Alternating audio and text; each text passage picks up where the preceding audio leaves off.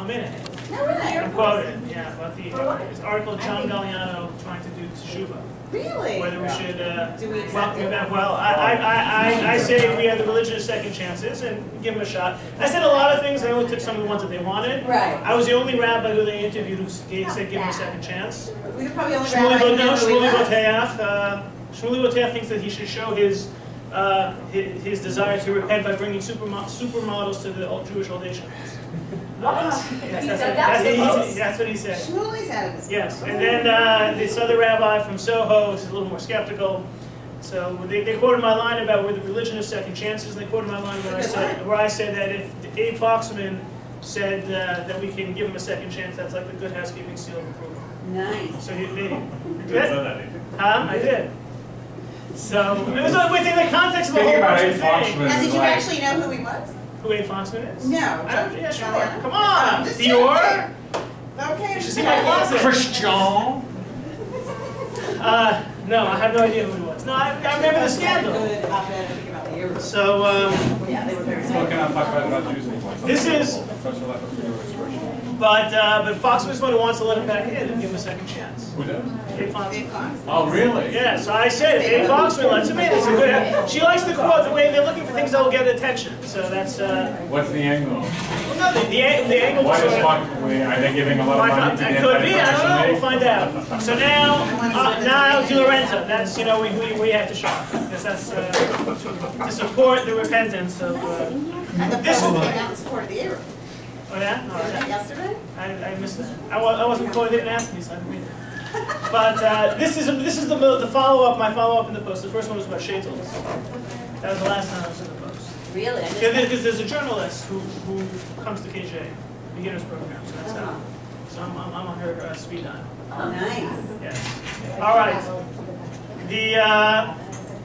So let's take a look at tzedakah, a charity. Now, as we have pointed out, many of our lessons can be summarized in a sentence or two. Some of you may be familiar with the Uncle Moshe song, "Give a Little Tzedakah."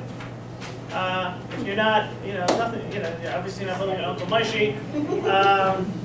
Uncle Moshe's been around since I was a kid. So anyway, give a little tzedakah, that would be great, and that would be wonderful, and then we would be done. But it's not always that simple. Any questions that come to mind when it comes to charity in terms of anything related to tzedakah? Like you hear that I tell you have to give tzedakah. What are any questions you would have on that, or you just give generously? If so, there's only one L and E, E-L-I-E. So, charity, tzedakah, questions. You love it, you don't love it, yeah? What happens when you give to a lot of different places and people just keep calling and there's a point where you just can't? Okay, so. How do you say no? Yeah, what is your best way? Okay, all right, good question. I want to hear the questions and then we'll start addressing the issue and maybe find the answers. Anything else? It's Yeah. tithe, the word tithing. Yes. Does that come from us, the Old Yes. Testament? And Yes. the 10% comes from the Old Testament? 10% of what? Oh, Of your income. Okay, okay. Yes, no. But where is that in the Torah? It's in the Bible. It's in the Bible. In the Bible. God said it. Should yeshiva tuition count? What about day school tuition? That's probably a relevant question in this room. Right? Can that count towards what? It's a tithe. Towards the 10%. Okay, interesting. Anything else? Or more. Right. Anything else? Any other tzedakah related issues? Is there a hierarchy, like do you give local, Okay, Israel, all right. Jews, non-Jews, So look at the case study on page 94. Dear Rabbi, in the course of the past few months, I've received letters, phone calls, office visits from people asking for assistance with the following: high-tech prosthetic limbs for victims of terror bombings in Israel, political candidate who actually feel will do a wonderful job if elected, Jewish day school in Mexico, local synagogues building campaign, animal shelter, state park, art museum, alma mater, local soup kitchen, public radio, prison reform group. I strive to be a good person, but sometimes I feel like I have nothing to spare, or that I'd rather spend my money elsewhere. I pay taxes, and much of that goes to the social safety net. That would seem to fall in the realm of charity. I pay a lot to send my kids to Jewish school. In addition, as an attorney, I'm particular about doing 50 hours of pro bono work for local charities. Do I need to reach into my pocket and give all these daily barrages of requests? Any guidance would be helpful. P.S. When I'm downtown, I often chance upon the homeless. Some have placards asking for help so they can eat or buy clothes. Some might verbally plead. Some strongly fit the profile of a person with alcohol, substance abuse issues. It is hard to walk past someone who looks like he hasn't eaten for a week, who is badly clothed, without putting anything in his paper cup. On the other hand, my money could be spent on drink or drugs that fuel his self-destruction. What to do? I sort of covered a lot of the issues that were raised within our initial conversation. And it poses a question of who to give, how much to give, what counts as charity, do you have to be, should you prioritize, what about creating a hierarchy? You may have heard that a couple months ago, it was the holiday season when there was a police officer who bought shoes, right? And that was basically, he had a nice shoe collection. He had a lot of stuff. That's what he was a professional, basically, panhandler. Although I didn't even know this. I lived in Manhattan 10 years. There's signs at the subway stations that it's illegal to give. Yeah. See, I learned something new last night when I taught this for the first time. Raises an interesting question. If that's the law of the land, you want to be so firm about keeping the law of the land that you won't even, interesting. I think it's sort of like driving 56 miles an hour. If you drive 56 miles an hour, then you can give the guy in the subway. If you should, which we'll see. And this will relate to the definition of charity, the definition of what is essential, what kind of obligation is there to tithe, what kind of obligation is there towards helping others. Is it, let's go to the sources. Rulings relating to tzedakah. We know that tzedakah is a mitzvah, but what kind of mitzvah, what's its background? And it comes from an idea that we've encountered in various forms before, that what we have isn't really ours. It's not ours. God has given it to us. God's the one who controls the world. What we have is ours. Everything depends upon Him. Not something that we necessarily think about moment to moment, but ultimately that is the truth. And the idea of recognizing the need to give towards others is something that has a long tradition going all the way back to Avraham. Text 1a on page 96, the idea of God recognizing what's so special about Avraham. I love Abraham because he instructs his children in his household that they should keep the way of the Lord by performing tzedakah and mishpat. These idea of tzedakah and mishpat. What are tzedakah and mishpat? So tzedakah, as we've been saying. What's mishpat? Rules, laws. Rules, laws. So Abraham will instruct his children into performing tzedakah and mishpat. The idea of being nice, or being forthcoming, from the word tzaddik, someone who's righteous, and the idea of mishpat, the idea of someone who adheres to laws. Why? What are the two? What's the connection between these two terms? Tzedakah, mishpat. Tzedakah is also a rule. You have to give tzedakah, but what's sort of the balance between the two? Well, you could be a ganef and then you give generously to your shul. Okay, so there are those who can be very charitable, but not necessarily very law-abiding. Like a Bernie man. Okay. But one is required, the laws that you must follow, and the other one appeals more to your free will, Okay. what you can do. All right, so mishpat, obligations, laws that must be followed. Tzedakah may be a mitzvah, but it appeals to a certain generosity that seems to be inherent in human beings. See someone in need, it's very difficult to walk away. So responding to that sort of human need of someone else is tzedakah. But so one is more altruistic, even though it's a requirement. The other is sort of balancing the idea of law at the same time. And that's something that Jonathan Sachs addresses in text 1b, where he summarized the last couple lines in the source. The Bible's insistence that a free society cannot be built on mishpat, the rule of law alone. It requires also tzedakah, a just distribution of resources. The idea that at the same, you also can't just have tzedakah alone. It requires some level of requirement, some level of obligation. You have people being very charitable while breaking other laws. At the end of the day, you have an element of tzedakah, which is support for the needy, and you have mishpat, the rule of law. And there are certain differences. There are some differences between the two. Tzedakah, as we'll see in a few moments, they have different rules and regulations in terms of what are the responsibilities of tzedakah, but on a certain level, these are the amudim. The world rests upon tzedakah and mishpat.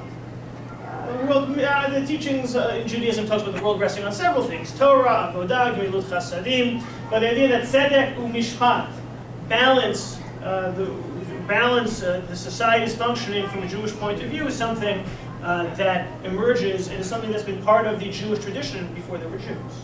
This is something that was unique about Abraham and his teachings. That being said, what is the mitzvah of tzedakah? Where does it come from? So that's text 2a. That there's a mitzvah of tzedakah. If there will be among you a needy person from one of your brothers in one of your cities, in your land that your God is giving you, you shall not harden your heart, you shall not close your hand to your needy brother. Rather, you shall open your hand to him, you shall give him sufficient for that which he is lacking. Any thoughts as to what the specific commandment may be? Or any questions on the biblical presentation of the commandment?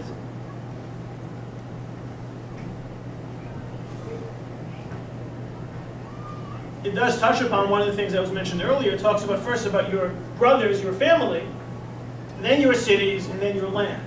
The idea of being sensitive to the needs of those closest to you comes first. Also, you shall give him sufficient for that which he is lacking, introduces the concept that it's not necessarily about helping the destitute. The Talmud has a long discussion about a person who's used to the finer things in life, who loses the ability to pay for the finer things in life. Well, it's also tzedakah to help him recapture that. He's used to a car and driver. Well, you have to provide him with a car and driver. Now, that might not be a priority of tzedakah, but one fulfills the mitzvah of tzedakah when helping in that way. It seems a little bit strange that that would be tzedakah, but that emerges from what it talks about. You shall give him sufficient for that which he is lacking. Yes? Rabbi, so if even, for instance, if it's something that you don't have yourself, somebody's used to a luxury car and you don't drive that yourself, but you have savings to help. Like I said, it wouldn't necessarily be the first order of tzedakah on your list, but technically yes. Helping towards, my car and driver fund would be a fulfillment of your mitzvah tzedakah. Well, you have to take this. But you're not used to that. How do you know? So you have. Ms. Reisman, please call extension 6111. Ms. Beth Reisman, please call extension. You have the biblical responsibility, and then you have the Rambam. Maimonides mention it. Maimonides spends a lot of time on the values of tzedakah, on the levels of tzedakah. You may be familiar with, he talks about there being 8 levels of tzedakah. The idea of giving anonymously is better than giving straight to the person, so he's not embarrassed. Helping make someone self-sufficient is an even more valuable level of tzedakah. We'll talk a little bit about that soon. So the Maimonides mentions we are obliged to give tzedakah to the poor according to the needs of each poor person. If this is within the financial capacity of the donor. So getting back, Karen, to your question, if it's in the capacity of the donor to help me have my car and driver, then maybe that would be tzedakah.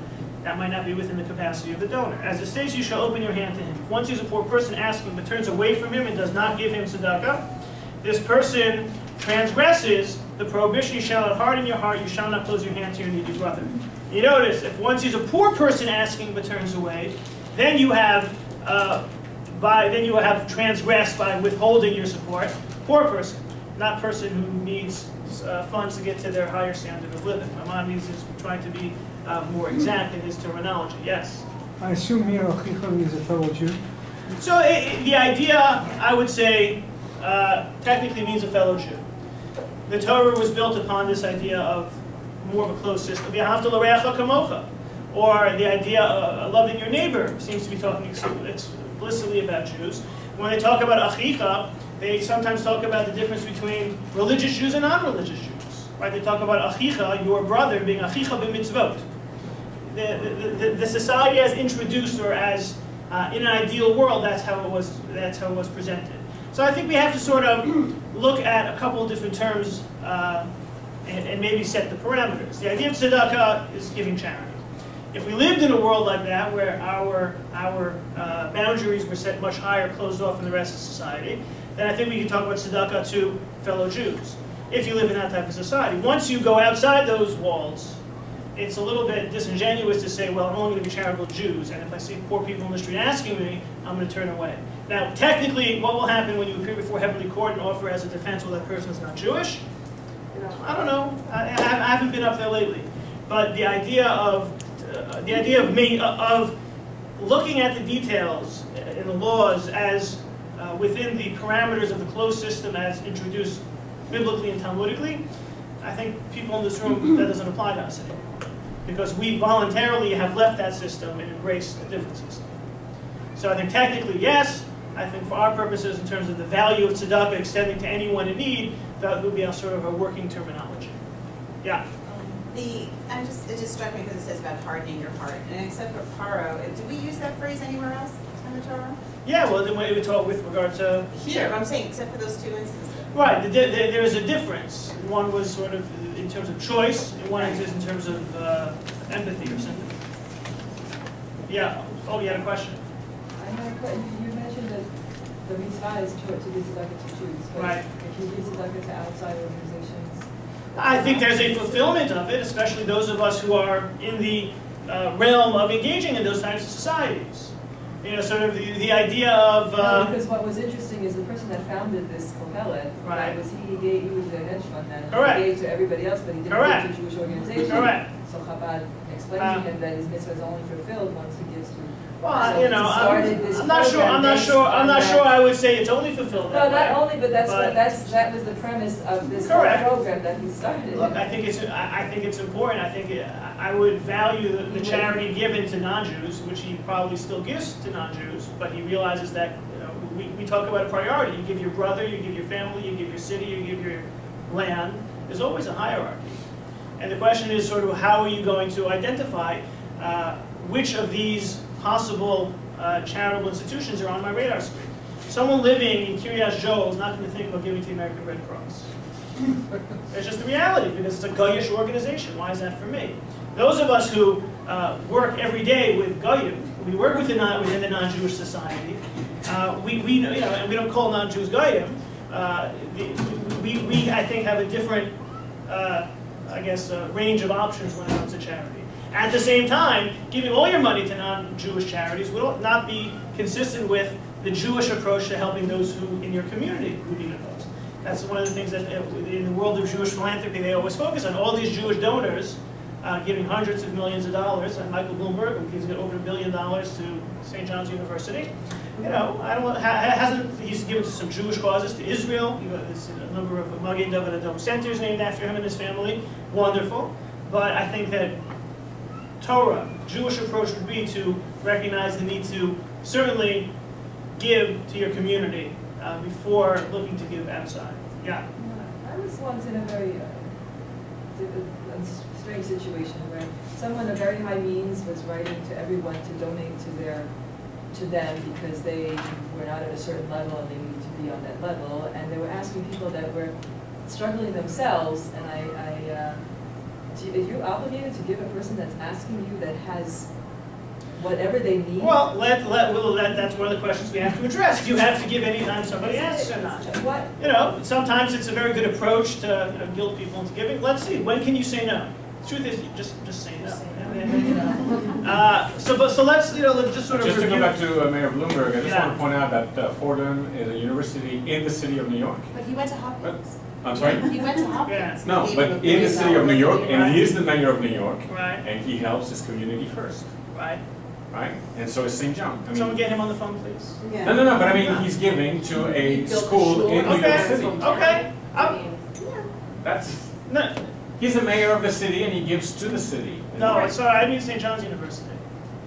I went to Baltimore. Hopkins. You mean to Johns Hopkins? Yeah.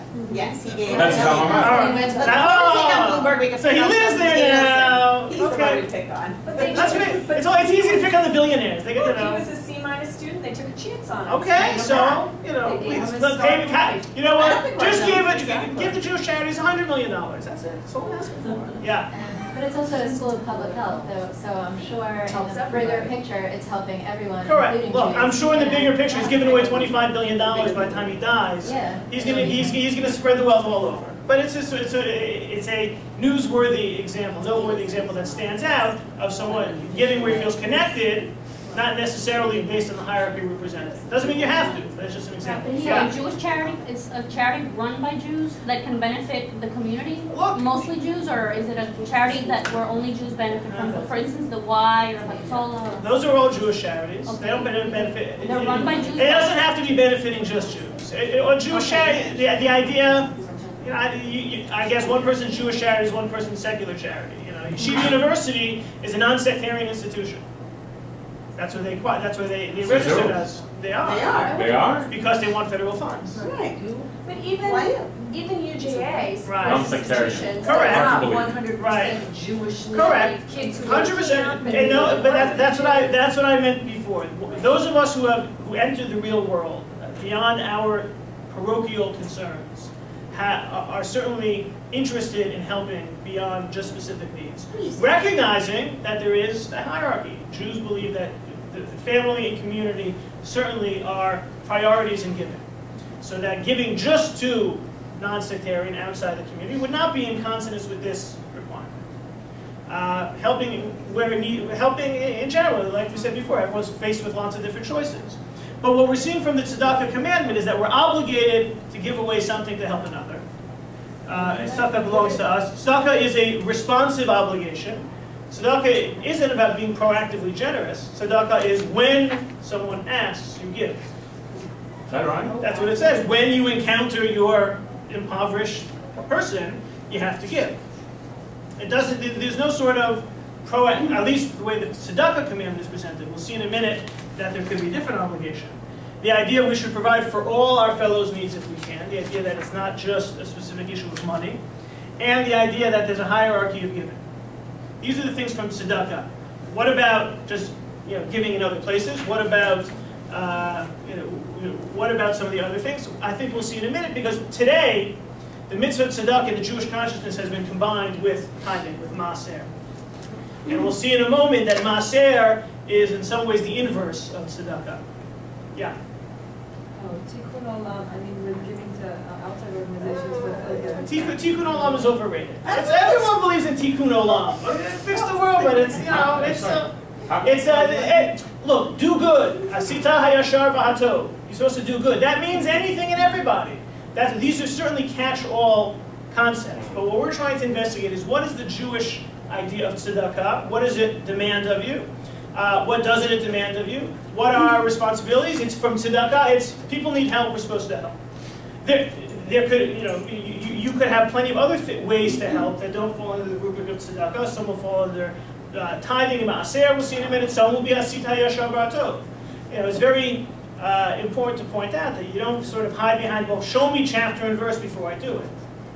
In many ways, that's the type of society that has emerged. And we've talked about before that it's certainly in the modern Jewish world, especially even more so in the modern Jewish text-based or observant world or Orthodox world. It's not just Orthodox. In the ritually observant world that bases itself upon commandment and obligation, we now sort of have become we've become much more anchored in what the text tells us to do. And we mentioned before the reason for this. The idea introduced Dr. Chaim Soloveitchik, a historian now in Israel. He was at Yeshiva University. He's son of Rabbi Joseph Soloveitchik, who was at Yeshiva University. He very famously wrote an article called Rupture and Reconstruction, and where he highlights an idea, which I think is true throughout Jewish history. We see examples that whenever there's a breakdown in the Jewish community, the reconstruction is always going to have to look for a blueprint on how to reconstruct itself. So after the Holocaust, where the Jewish tradition needs to rebuild itself, it goes back to the blueprints. What are the blueprints? The texts. And the texts are often much more rigid than real life. And it becomes reconstructed this way. So nowadays, when people sort of look for what's the right thing to do, they see that tzedakah says to give here and not to give there. And I have to give this percentage and not that percentage. And this counts for tzedakah, that doesn't count for tzedakah. And these are values that Judaism clearly has because it's become part of the tradition. But other values which are more vague and can't be sort of cited in chapter and verse become less important. And so we're looking at some of the initial underpinnings of what tzedakah is, what maaser is, what our responsibilities are, and we'll see there are exceptions. And at the end of the day, do the right thing. Right? I said that the classes can be summarized in a couple of sentences. Give a little tzedakah, do the right thing. Classes. But it's not. We're going to try and understand how we come to that. So let's look at maaser, this idea of giving of tithing, and that's introduced in text 3a, where we have this idea of aser to aser et kol tfuat zaracha hayotzei asadeh shana shana. You shall tithe all the grain that the field gives forth year by year. So this is agricultural. This is talking about giving the grain that comes forth year by year. The rabbis have developed a tradition. The word aser, eser, is 10. Is what? Eser is 10. Yeah. So aser, give 10%. Similar, another Hebrew word spelled with the same letters, Ayin Shin Resh. Osher, Ashir, rich. The rabbis coined the tradition, Aser Kidei Shetit Asher. Give 10% in order that you become rich. The more you give, the more you'll be rewarded. But this idea of Ma'aser is something that is based agriculturally. And differentiating it from tzedakah, tzedakah is reactive, Ma'aser is proactive. It doesn't say here you're responding to anything. You're supposed to tithe from the crops that you get every year. And only in Israel, right? Only in Israel. The idea of tzedakah, no specific amount. Ma'aser is 10%. When we talk about Ma'aser, there are a number of different Ma'aser. There's Ma'aser Rishon, which is the tithe, the 10% that's given to the Levi. It's actually not exactly 10% because you first have to give Terumah to the Kohen, which is 2%. So of the remaining, you give 9.8% to the Levi. So that's what was given to them. And the Levi had to give 10% of that to the Kohen. It gets very complicated. That's why there's so many Jewish accountants, because you need to keep track of all this. Then there's what's called Maser Sheni. Maser Sheni is introduced in text 3b, where it talks about that a second 10% was given 4 out of the 6 years. Remember, Judaism, agriculturally in Israel, is a 7-year agricultural cycle. 7th year is Shemitah. None of this is relevant because nothing is growing back in the day. Now we have other mechanisms, and how much of these laws are binding the same way is another discussion. But there were Ma'aser Sheni in 4 out of the 6 years. There was a second 10% that was brought to Jerusalem, where you can, as it says at the end of 3b, spend the money whatever you wish. Cattle, sheep, new wine, old wine, whatever your soul desires, you shall consume it there in Jerusalem before you God, and you and your household shall rejoice. I mean, they have to offer a sacrifice. You need them to sacrifice. No, it could be. It says you can do whatever you want. You just have to spend it. Basically, Pesach in Jerusalem. Covered. It's charitable, or it's Maser. What there is in the other years is the Maser Ani, the tithe to the poor, and that was twice. That was twice in year 3, year 6. You see it all summarized in Figure 3.1 on page 101. That there would be twice in the 6 years you'd give Maser Ani. This goes to the poor. So the rabbinically, the rabbi said applied this to money. Nowhere did the Torah talk about it applying to money. The rabbis applied it to money and said that just as you would give the tithing from your agriculture, you should tithe from your money. Why do they do this? Because Judaism stopped being an agrarian society and became a developer society. And they also took from the text, you shall tithe all the grain that the field gives forth year by year. What word isn't needed in that sentence? All. Right.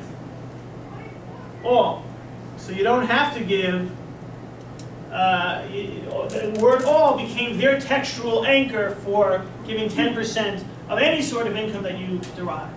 Interest, obviously kosher interest, right? You're not allowed to charge interest in general, but there is interest you can charge, certainly non-Jews is one complicated example from our history. But whatever it is, other profits, there is the idea of giving, the idea of providing, giving 10% to your of your money, and this is something that gets introduced as an obligation.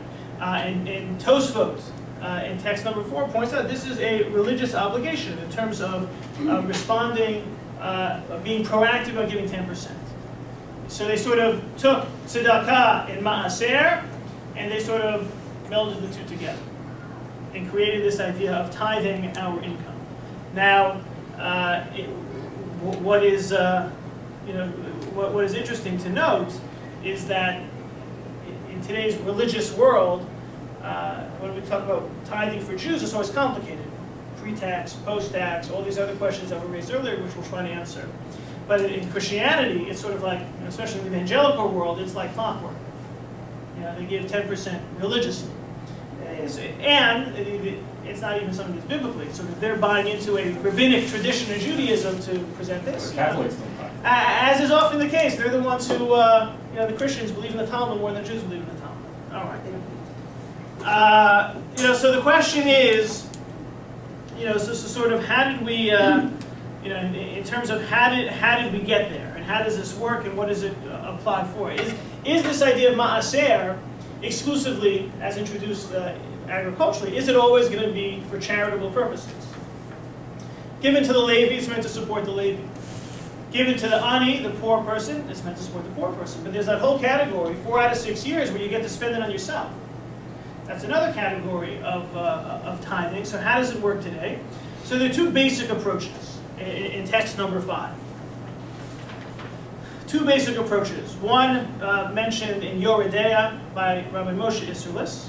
One may not spend one's maser funds on a mitzvah, such as supplying candles for the synagogue. One's maser should be used solely for donations to the poor. So this is coming from an assumption that you're taking your income, you have 10%, and it has to be given to the poor. Yes? What about the Jews who don't earn a living and they just study? What is their... Well, basically you have responsibility to give of your income 10%. Think of the Levi. The Levi we said before, I think 10%. And you don't earn, like... Well, you're living on something. Well, that's great. What are you living on? No, but you're living on other people's charity. So just like, so do you re-give that? Or yeah, the precedent would be the Levi. The Levi lives off of the maser, and the Levi has to give to the Kohen some maser. Now, should you be sitting and not earning a living? Probably not, but actually it's a reality. But the idea in general is, of your income, 10% goes to the poor. If you look at text 5b, Rabbi Shner Zalman of Ladi, known as the Alter Rebbe, he was the first rabbi of Chabad. So he, in his law code, introduces a child is obliged to tithe an inheritance and can expend the tithe on other mitzvot that will not benefit them. And it says, an inheritance, but he introduces the idea that when it comes to Maaser Ksafim, well, Ramah is using it for the poor, not spending on a mitzvah, and the Rebbe is saying you can spend it even on a mitzvah. So, Shmur matzah could be expensive, right? At Eli's it's at least $30 a pound. I don't know what that was a couple of years ago. But you can, it's exclusively, it doesn't have to be exclusively for the poor. For the Ramah, the biblical parallel is Maser Ani, the tithing that went to the poor. For the other approach is that it's the Maser Sheni, or Ani. And that money, some tithing was able to be used for you. And the purpose is whether is the tithing supposed to help the poor or bring one closer to God. Yeah? I don't know, why is there a difference between Maser and Tzedakah if in both cases there's an obligation of you to give? Correct. So why do we make such a differentiation? Well, I think that what we are seeing is that Tzedakah and Maser are starting to meet at a certain place. You have to be charitable, you have to be giving. Maaser, you have to give. Maaser, you have to give your crops in a certain direction. And what the rabbis did based on the textual word, they would say, you know what, Maaser should be part of your giving too. Now we're beginning to come in the same direction. And when we talk about tzedakah nowadays, we're talking about giving tzedakah, and we've introduced the idea of giving 10%, which you go back pre-Talmudic times didn't exist.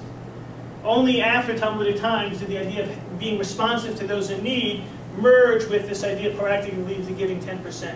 Because you had to make the jump away from it being agricultural. Pretty big leap. And then once you make that leap, you begin to start talking about your charity, you begin to be talking about 10%. The approach of Rabbi Shner Zalman is much broader when you think about it. Because then your 10% isn't necessarily all about giving tzedakah in the classical sense to those in need. Based on the Alter Rebbe, you spend money on matzah, you spend money on day school tuition, you spend money on Jewish books, you spend money on a lot of different things, it counts in your 10%, even if it's not technically given to tzedakah. It's a much more expansive way of looking at fulfilling one's obligation towards giving. And so it becomes, you are correct, it's all about giving now. But we see that this was based on several steps in the development, being responsive to a need, being proactive agriculturally. Now we're proactive monetarily up to a point of 10%, and that's almost sort of like a basement. The ceiling is 20%. And then the question is, so in what direction does the money go? Ramah takes a very classical, it's helping the poor approach. Rabbi Shner Zalman takes it towards a more expansive, it has to be used for holy purposes. Because the whole idea of 10% didn't come from helping the poor in the first place. It came from a much broader concept of maaser. You know, in a sense, it's more creative. It's also more realistic on some level. Yeah. Mr. Zalman is saying it about an inheritance. Correct. How do we know the general? Correct. So I pointed it out before. He talks about it, but the idea gets introduced in terms of the idea, at least, is there that tithing can go towards something other than the poor. You know, with regards to how this will be utilized for everyone's general income, I don't know. And it may not be the same way, but it is interesting to point out that this idea of tithing isn't an automatic 10% to charity. There is an approach that looks at it more expansively. The idea of tithing is for religious purposes. You know, you want to give more, and you want to give 10% specifically to charity, and then more to other causes. You know, kol hamarbeh harei zeh meshubach. The more, the better. But we are seeing the development of the mitzvah of tzedakah merging with the mitzvah of maaser. And as it merges, is it about the classic tzedakah, or is it about, in general, utilizing one's resources in this way? And keeping in mind another sort of limitation that's placed on this in text number 6, one may not use the tithe of the poor to repay a loan or a debt. One cannot use it to return a favor, redeem captives, give the customary wedding gifts, or give tzedakah. This is sort of looking at the idea that you don't have the idea of things that you have to give anyway. This text doesn't count as tzedakah. So, for example, on Purim, we're coming up on Purim where there's a collection made from Matanot le'Evyonim, gifts to the poor. If you're making your calculations, that doesn't count as tzedakah. It's a separate line item. And if there's an obligatory membership fund to be part of a community, or maybe synagogue dues, it doesn't count as tzedakah, which is interesting because it's tax tzedakah. So we also begin to see that certain things which are deductible from a tax perspective may not necessarily qualify as charitable from a religious perspective. And things which may be able to be into the pot of the charitable or the 10%, as per Rabbi Elie Zalman, certainly are not tax deductible. Try, taking your shmur matzah and deducting it. Wouldn't work, but it may qualify as part of your 10%. And we're going to see in a moment that when you talk about some of the things that we mentioned before, that it's not so simple.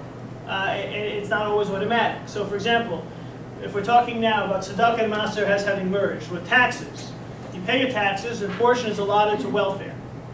Should that count as part of your maaser? Keep in mind, though. Keep in mind what we saw in text number 6. If it's an obligation, it doesn't count. So they have to be paid regardless. You can't say, well, it's helping people. It should count as much stock if you have to give it anyway. What about day school tuition?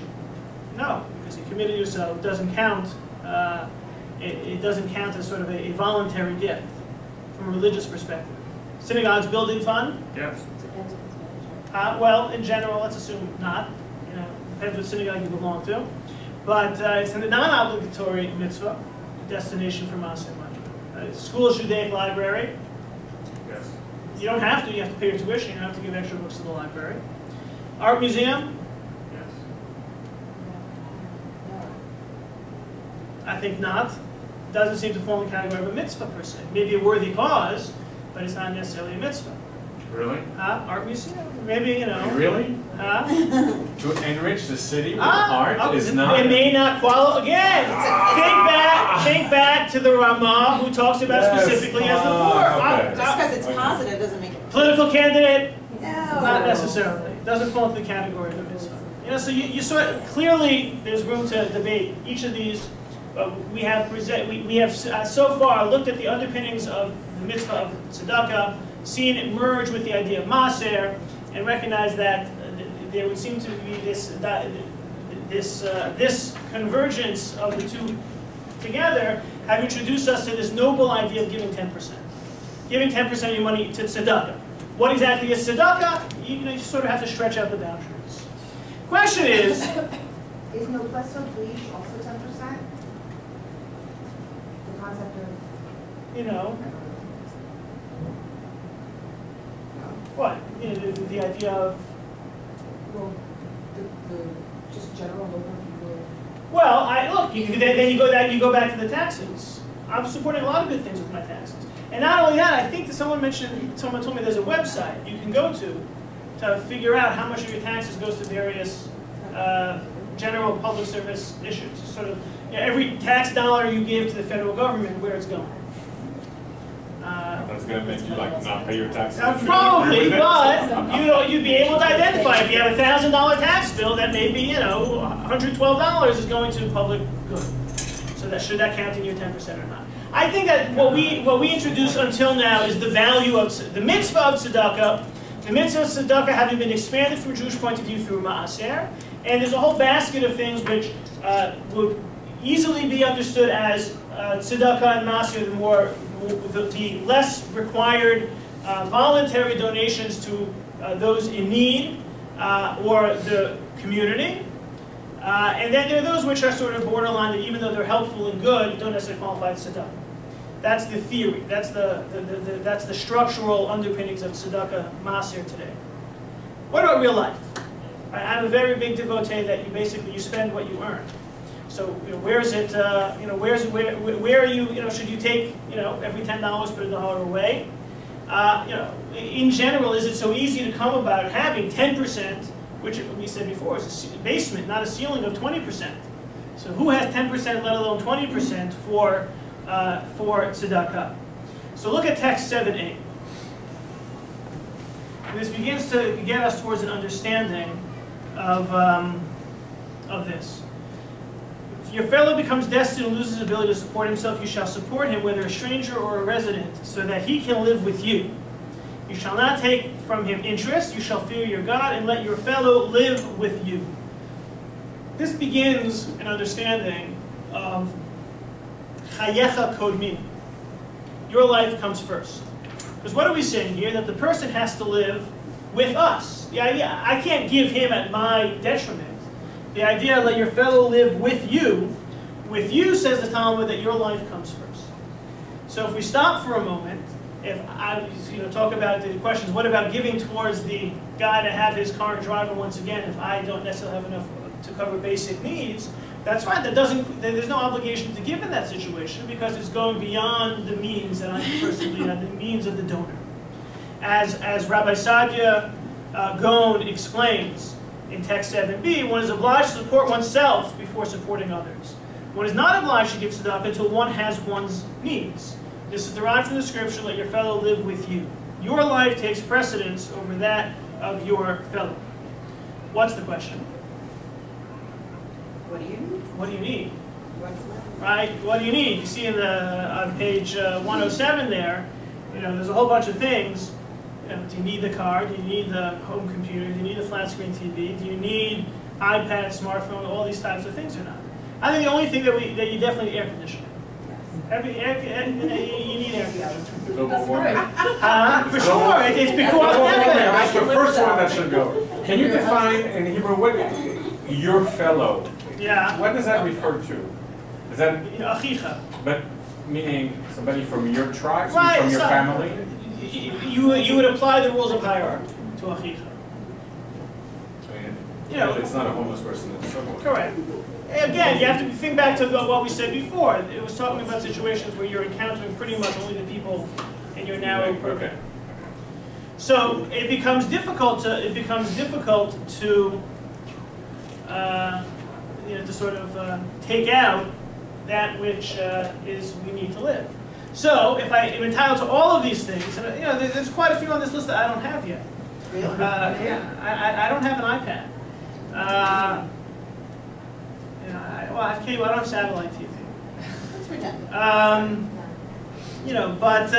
So. In other words, there's not much that you don't have. That's right, but so maybe I have to get an iPad before I even have to start getting stuck in the first place. That would be wonderful to have a family discussion on charity, and you learn, when you're studying Torah, that you get an iPad before you get stuck. That's exactly what you're here for, I'm sure. But this is the reality. And look at text number 8. It's written by Rabbi Michael Broyd, who is a rabbi and professor of law in Atlanta. This is exactly the problem in the world of giving. No one ever really feels that he or she has enough income to give away, and everyone senses there's still more things that he or she really, really, really needs. Measuring when a person has enough so that he ought to give away more is extremely difficult. As Rabbi Blau notes, and this is from a man who has spent his life clarifying many narrow details of halacha in his numerous halachic volumes, the measure of suitable livelihood is unclear to me. Right, what's a suitable livelihood that you have to have in order to begin to give more?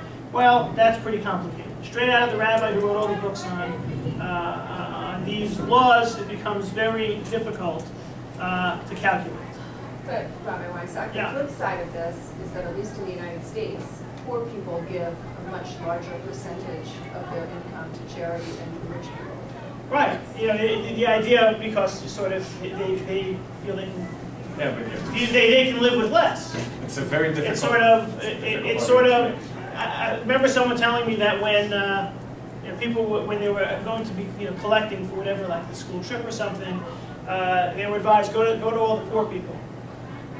Because they'll, you make a compelling case, and they know what need is, and they'll want to satisfy the need. All the rich people will say, I gave it the office. And that was his experience with this encounter of looking to collect. In general, we often find that idea in terms of those who understand what need is will be more willing to give and more understanding of that concept.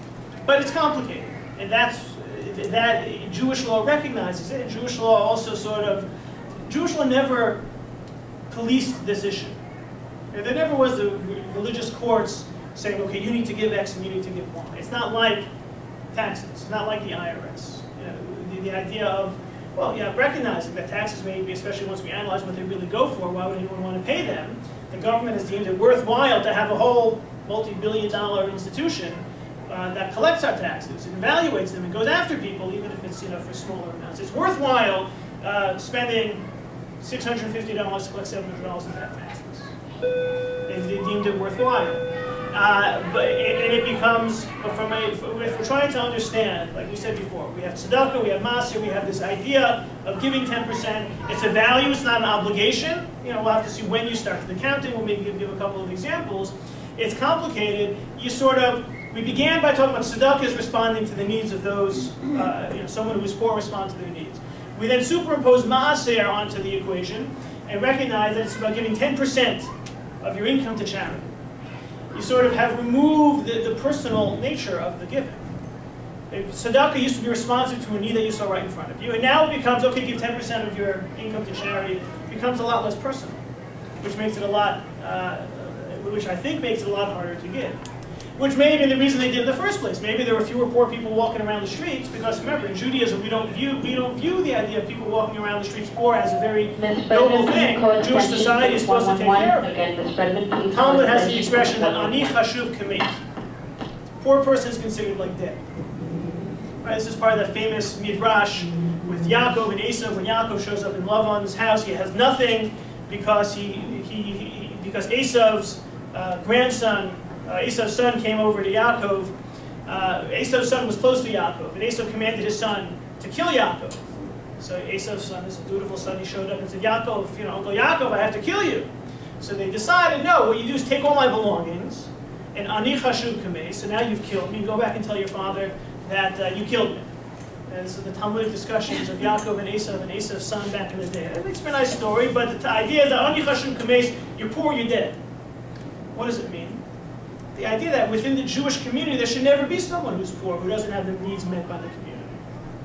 And what seems to have happened is that tzedakah became depersonalized because we did a good job of taking care of the needs of the community. They almost sort of you're forgetting about tzedakah.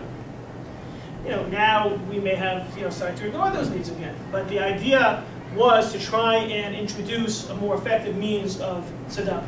And just being responsive wasn't enough, so they then added maaser. They gave the idea, it's a noble idea to give 10%. Oh, but you don't really have to start giving 10% until your needs are met, and then your needs, as Rabbi Gord said, become more and more complicated because what people need and don't need. And this is why, when we talked in the very beginning about Avraham and Chesed and Mishpat, that's why they're so important. Tzedakah and Mishpat. Tzedakah needs to be governed by a sense of mishpat. You need to be commanded to give. You need to be told you have to give X and Y. They had to create this legal system in order to encourage and ensure that tzedakah would continue to be kept. And that's what's pointed out in text number 9. When people contemplate and empathize with the plight of the poor, they will certainly be meticulous to exercise strict judgment on themselves, not to spend their money on luxuries, but only on the minimum they need for themselves and their families. One who grandly indulges in luxuries robs the poor of their sustenance, as these funds ought to be distributed to the poor. One who reduces spending on luxuries and instead allocates the money to tzedakah is called the Baal tzedakah. Thus, a crucial element of tzedakah is contingent on mishpat. People have to evaluate spending and to suffice only with what is really needed. Tzedakah and mishpat, judgment, are intertwined. Now, people may not live that idealistically as presented, but the idea of using mishpat, the rule of law, to promote more tzedakah is the response to this complicated world that has been created and has minimized the sense of feeling compelled to give. Karen, you had a question before? In Jewish law, just wondering, some people are very compelled to help charities that protect animals or children because they don't have a voice and they can't, speak for themselves and help themselves. But in Judaism, do animals, take sometimes precedence over people? Not usually, unless you're a dog lover. Yeah, In general, so people come first. Animals are quite delicious. It's the kosher ones. Now look, what's a good cause? Yeah, I think that because it says judgment. People have to use their judgment, or no. I think the idea of judgment means that I think the idea of judgment is describing the whole system of the laws that we have been talking about that begin to direct those who adhere to Jewish law how to give. If someone feels, that's a really cute puppy, I want to give money to ASPCA, that's a very nice thing to do.